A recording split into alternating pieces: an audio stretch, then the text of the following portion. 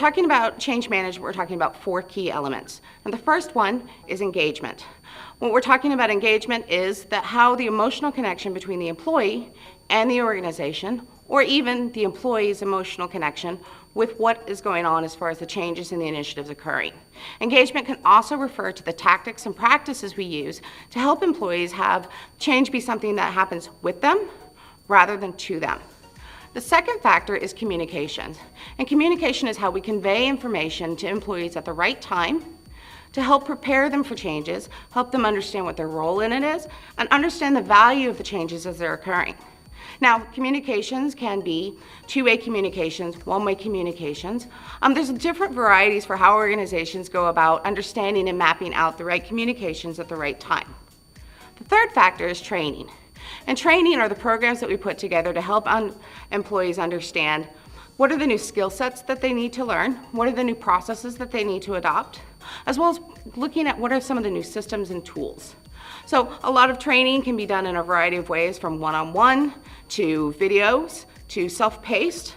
So training is another kind of large component there in change management. And the fourth component of change management is rewards and recognition. These are the formal and informal incentives that we provide our employees to help them understand and see the value in the change and motivate them to make the changes that we're asking them to do.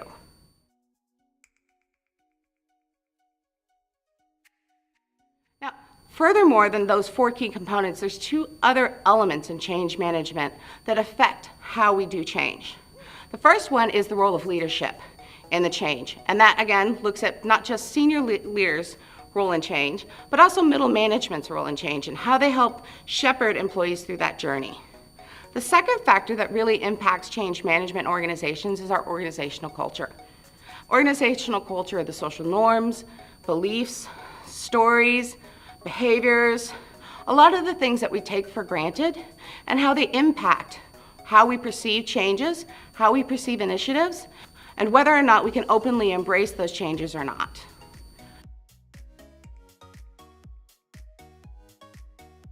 So when we're talking about change management at APQC, what we're really talking about is how do we go about helping organizations shift through these process changes, transformations, and initiatives. So recently we did a study looking at how organizations are at their change management. And what we found is that most organizations are really good at what we call check the box change. That means we're really good at focusing on the milestones. When is certain things supposed to happen? When is training going to be coming to specific individuals? How do we do one-way push communications? But what most organizations are really missing out is that engagement factor we talked about earlier. How do we make change so it's something that's not happening to the employees? But even more importantly, how do we work with employees to help drive behavioral differences?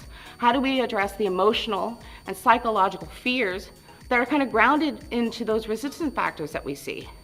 So one of the things we also found out when we were doing that study is that there was really kind of a maturity level of changes. So we went about and kind of helped formalize 5 steps of maturity within change management. The first one is novices. So novice organizations are really organizations that are very reactive to change. They don't really have a lot of planning set in place. They don't have a lot of resources applied to change management. The second one are advanced beginners. And at this stage, what organizations do is that they're really able to start putting some of those structures around change management. Like I said, that kind of check the box change. The third level, what we're looking at are experts. And kind of the key factor that makes experts different is that they start to kind of look at that 2-way engagement. They're starting to focus on how can we make change something that is collaborative. Number 4, what we're looking at then, are our masters. And for masters, they're really focusing on the value of the change. So how do we go about making sure that the change is able to achieve the results that it's desired? And finally, our 5th level are our gurus.